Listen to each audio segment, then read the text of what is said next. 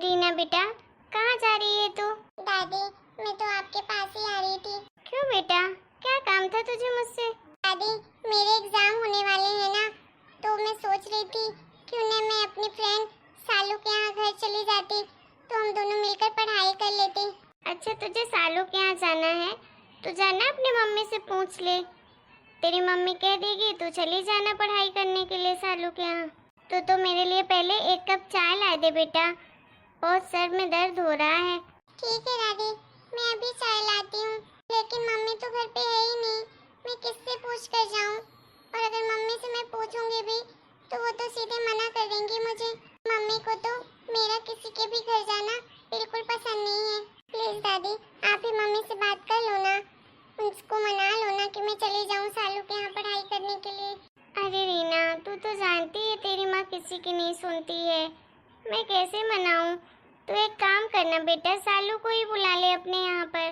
दादी, मैं सालू को तो बुला लेती, लेकिन कैसे आएगी वो?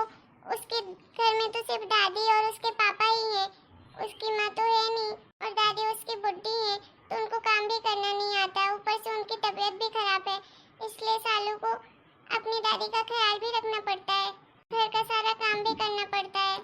मैं वैसे भी नहीं जाती सालू के यहाँ, लेकिन मेरे पास वो बुक नहीं है ना, मेरा साइंस का पेपर है। मम्मी को कितनी बार बोला बुक दिलवाने के लिए, मम्मी लेकर ही नहीं आई, इसलिए सालू के पास जा रही हूँ कि उसके पास बुक है तो दोनों लोग मिलकर पढ़ लेंगे। अरे तेरे पास बेटा बुक नहीं थी तो बोलना चाहिए ना, मैं बोलती तेरी माँ को लेकर आती। दादी, मैंने माँ को बोला था, लेकिन माँ लेकर ही नहीं आई, सिर्फ भैया की सारी बुक लेकर आई, बोली पैसे खत्म हो गए थे इसलिए नहीं ले आई तेरे लिए। अच्छा ठीक है, तेरी माँ लगता है अभी सुनीता के यहाँ गई है, अभी आएगी तो मैं उससे बात करूँगी। तो जा मेरे लिए एक कप चाय बना के ले आ, ठीक है? ठीक है दादी, अभी लाती हूँ आपके लिए चाय। बहू रुक जरा, तुझसे बात करनी थी। हाँ माँ जी, कहिए, कोई काम था क्या आपको हमसे? अरे तू अभी सुनीता के घर गई थी ना, तो उसकी सास कैसी है? तबीयत ठीक है ना उसकी? हाँ ठीक ही है उसकी सास की तबीयत, पूरा दिन बड़ा बड़ा तो करती रहती है। सुनीता तो बहुत परेशान हो गई है अपनी सास से, बोल रही थी दीदी क्या करूं कि इस बुढ़िया का मुंह बंद हो जाए। मैं बोली क्या कर सकती है, सुनना तो पड़ेगा ही। अरे सुनीता को समझा देती कि सास की सेवा करे अच्छे से, जिससे वो जल्दी ठीक हो जाए। अब बुढ़ापे में तो थोड़ी चिड़नपन तो आ ही जाती है, ऊपर से उसकी बेचारी की तबीयत भी खराब रहती है, तो गुस्सा तो आता ही है। बोल देना सुनीता को अपनी सास की बातों का बुरा मत माने और दिल से न लगाए, ठीक है? तेरी बहन है तो तू अच्छे से समझती है उसको, तो तेरी बात भी मानेगी। ठीक है। अच्छा सुन। हाँ बोलिए। अच्छा, वो रीना कह रही थी कि उसके एग्जाम होने वाले हैं, तो पढ़ाई करने के लिए वो सालू के घर जा रही थी, तो तू उसे मना मत करना, जाने देना, ठीक है? कहीं जाने की रीना को कोई जरूरत नहीं है, क्या करेगी सालू के घर जाकर? जो भी है घर में पढ़े, अब क्या एग्जाम होगा तो दूसरे के घर में जाकर पढ़ाई करेगी तो पास हो जाएगी। इस लड़की के तो कुछ ज्यादा ही पढ़ निकल आए हैं, आजकल तो उल्टा जवाब भी देने लगी है। अरे कैसी बातें कर रही है, कौन सा वो घूमने फिरने जा रही है, पढ़ाई करने तो जा रही है, तो जाने देना। तो उसके लिए किताब क्यों नहीं खरीद के लाई? अगर ला देती तो वो जाती ही नहीं कहीं पढ़ने के लिए। अरे इतनी सारी तो किताबें हैं, पढ़ती लिखती तो है नहीं कुछ, और एक आध किताब नहीं लाए तो क्या हो गया? हमारे पास पैसे नहीं है इतने बेफालतू के। अरे हम पढ़ा लिखा रहे हैं, उतना ही बहुत है। अरे लड़कियों को पढ़ाता कौन है?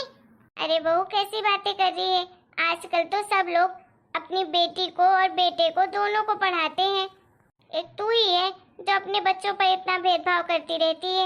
ये क्या कह रही है माँ जी, मैं कोई भेदभाव नहीं करती बच्चों पर। अरे जो मेरा बेटा है तो वही घर गृहस्थी चलाएगा ना, उसी से हमारा वंश आगे बढ़ेगा। रीना का क्या है, कल तो उसकी शादी हो जाएगी, दूसरे घर चली जाएगी, तो हम उसके ऊपर इतना पैसा क्यों खर्चा करें? वैसे भी आजकल पैसे शादी में कितने लगते हैं, दहेज कितना देना पड़ता है। हमारे जमाने में तो 1-2 लाख में पूरी शादी हो जाती थी, लेकिन आजकल तो भाई 10-15 लाख से नीचे शादी नहीं होती, 7-8 लाख तो दहेज ही देना पड़ता है। तो दहेज के चक्कर में अपनी बेटी को पढ़ाएगी नहीं? वाह रे मूर्ख, कैसी सोच है तेरी। अरे मत दहेज देकर शादी करना, अपनी बेटी की शादी उसी घर में करना जिस घर में दहेज ना लगे। अरे पहले उस काबिल तो बना कि उसे दहेज देने की नौबत ही ना आए।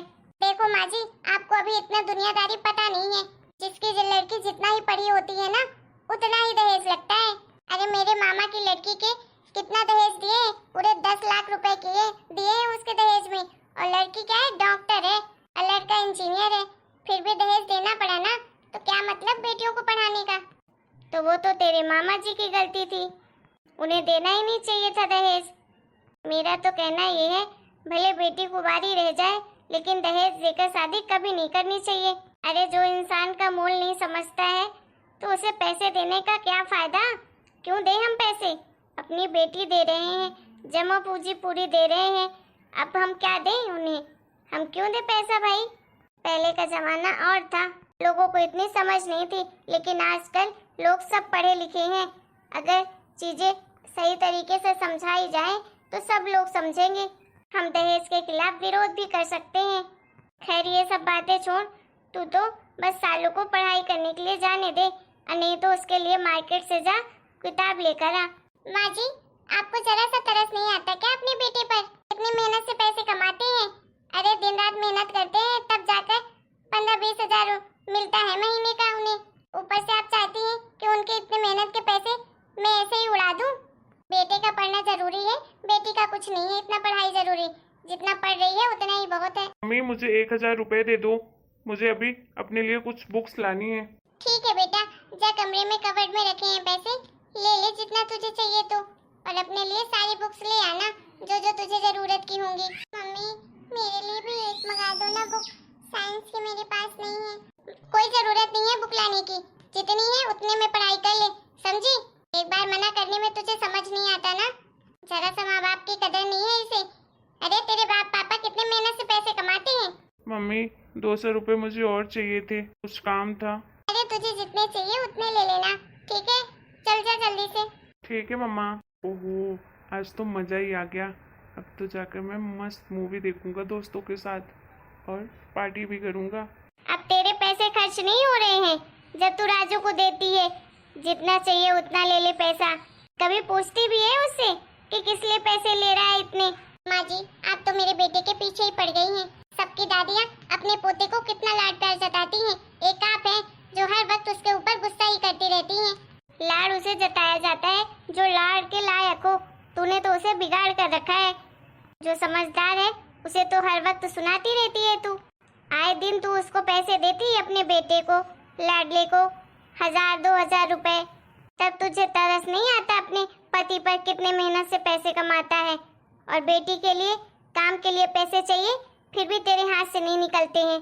आने दे, आज मेरे बेटे को बताती हूँ मैं तुझे। जिससे बताना हो उससे बता दीजिए, मुझे कोई फर्क नहीं पड़ता है। रीना बेटा जा तू अपने फ्रेंड के यहाँ उसी के घर जाकर पढ़ाई कर ले। कहीं नहीं जाएगी ये, मैं भी देखती हूँ कैसे हिम्मत होती है इसकी कहीं जाने की। हाथ पैर तोड़ दूंगी मैं इसके। अच्छा मैं भी तो देखूं कैसे तू हाथ पैर तोड़ती है मेरी बेटी के। पापा मम्मी मुझे चालू क्या नहीं जाने दे रही पढ़ाई करने के लिए, और मेरे पास किताब भी नहीं है, नहीं मेरे लिए तो किताब खरीद रही है मम्मी। अरे ये क्या राजू, तुझे क्या हुआ? किसने मारा? तो रो क्यों रहा है? अरे इसे कहाँ से ले आए आप? अभी 10 मिनट पहले तो गया है। काजल अपने लाडले बेटे से पूछ वो आखिर गया कहाँ था, कहाँ से लेकर मैं आया हूँ। अरे कहाँ जाएगा जी, मुझसे पैसे लेकर बेचारा किताब खरीदने तो गया था, और आप उसे मार मार कर यहाँ ले आए। बेचारा मेरा बेटा, आप सब तो मेरे बेटे के पीछे ही पड़े हैं। तुम्हारा बेटा किताब खरीदने गया था? ये टॉकीज गया था पिक्चर देखने के लिए अपने दोस्तों के साथ। वो तो आज मेरे हाफ डे हो गया इसलिए ऑफिस से निकल आया जल्दी। रास्ते में मैंने देख लिया जैसे ही ये इंटर करने वाला था टॉकीज में। तो कुछ भी मत बोलिए जी, मेरा बेटा ऐसा बिल्कुल भी नहीं है। अच्छा तो मैं झूठ बोल रहा हूँ? अरे 10वीं क्लास में है वो, और अभी से कौन जाता है थिएटर मूवी देखने के लिए? ये सब तुमने ही बिगाड़ के रखा है उसे। पैसे दे देकर जितना पैसा मांगता है तुम देती रहती हो। हाँ तो क्या हो गया, अगर चला ही गया तो अपने दोस्तों के साथ थिएटर मूवी देखने के लिए कोई पाप थोड़ी ना कर दिया है। लड़का है, कभी कभी मन कर जाता है। बस यही सुनने को बचा था। अरे काजल तेरा दिमाग तो सही है ना? अरे अभी कोई उम्र है उसकी ये मूवी देखने की? पढ़ाई लिखाई में ध्यान देना चाहिए, लेकिन नहीं, तेरी जैसी माँ हो तो बच्चों को तो मूवी ही दिखाए। अच्छे बुरे का तो लिहाज ही नहीं है। कभी अच्छी शिक्षा भी दे दिया कर। ये सारे रूल रेगुलेशन तू मेरी बेटी के लिए ही बना कर रखी है। अरे वो लड़का है, कहीं भी जाएगा कोई दिक्कत नहीं है, पढ़ाई लिखाई भी करेगा, मूवी भी देखेगा, वो जैसा चाहे वैसा जी सकता है। लेकिन बेटियों को तो ये सब नहीं करने दे सकती ना, उन्हें तो घर का काम ही करना है। कल जाके उनकी शादी हो जाएगी, वो तो किसी और के घर जाएंगी, तो हम क्यों खर्चा करें उनके ऊपर इतना पैसा। मैंने तो पहले ही मना किया था कि अपनी बेटी को ठीक है 10वीं 12वीं तक पढ़ा दो, कॉलेज में पढ़ाने की कोई जरूरत नहीं है। एक आप और एक आपकी माँ दोनों ही थे जो जबरन कॉलेज में एडमिशन करवा दिया उसका। अब वो आए दिन पैसे मांगती है, ये नहीं है वो नहीं है, हमारे पास इतने पैसे थोड़ी ना है। अच्छा, तो मेरे बेटी के लिए पैसे नहीं है और बेटे के लिए है? पैसे तो मैं कमाता हूँ ना, तो पैसे तो दोनों के लिए मैं कमाता हूँ। सिर्फ तेरे बेटे के लिए थोड़ी ना मेहनत करता हूँ मैं इतनी। अपनी बेटी को उसके पैरों पे खड़े होते देखना चाहता हूँ, लेकिन तेरे जैसी माँ हो तो भगवान जाने क्या हो बेटियों का। ऐसा लगता है जैसी सगी औलाद नहीं है तेरी, कहीं से उठा के लाई है बेटी को। सही कह रहा है बेटा, ये तो ऐसे ही भेदभाव करती है अपने दोनों बच्चों पर। बेटे को तो बिगाड़ के रखा है पैसे दे देकर, और बेटी को काम के लिए भी पैसे नहीं देती, बेचारे की किताब तक नहीं लाती है। यार काजल, मैंने तेरे बारे में ऐसा तो नहीं सोचा था कि तू अपने बच्चों के साथ ही इतना भेदभाव करेगी। बेटी पराई होती है जानता हूँ, लेकिन इसका मतलब ये तो नहीं कि हम अपने ही बच्चों पर भेदभाव करें। अरे जब तक मेरी बच्ची मेरे पास है तो हम नहीं सोचेंगे उसके बारे में तो कौन सोचेगा।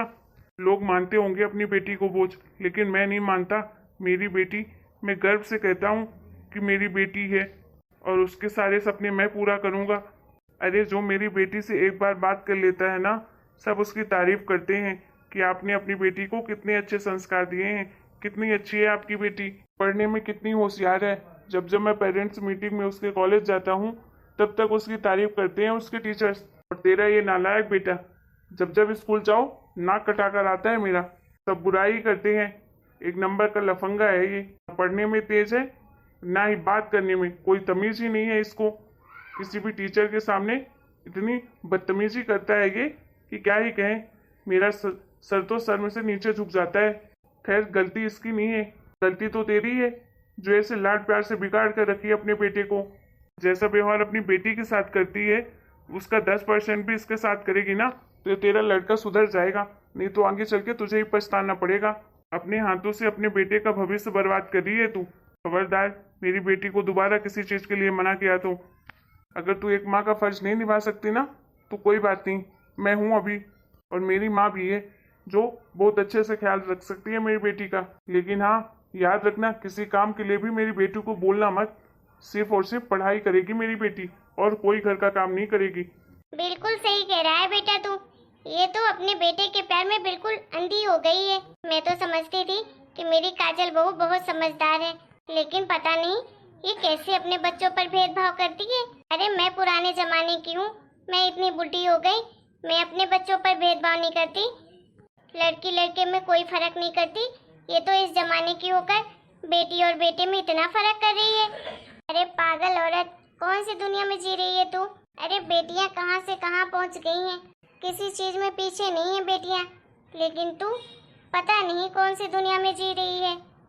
सॉरी रीना बेटा, माफ कर दे अपनी मम्मी को, मैंने बहुत गलत किया तेरे साथ। नहीं मम्मी, आप मुझसे माफी मत मांगो, मुझे अच्छा नहीं लगता है, मुझे तो आपकी कोई बात का बुरा नहीं लगता है। आप मुझसे बस प्यार से बातें कर लिया करो, मेरे लिए उतना ही काफी है। हाँ मेरी बच्ची, मैंने गलत तो बहुत किया तेरे साथ। आज के बाद मैं दोनों अपने बच्चों को बराबर प्यार करूंगी, किसी तरह का कोई भेदभाव नहीं करूंगी, और किसी भी माँ बाप को अपने बच्चों पर भेदभाव नहीं करना चाहिए।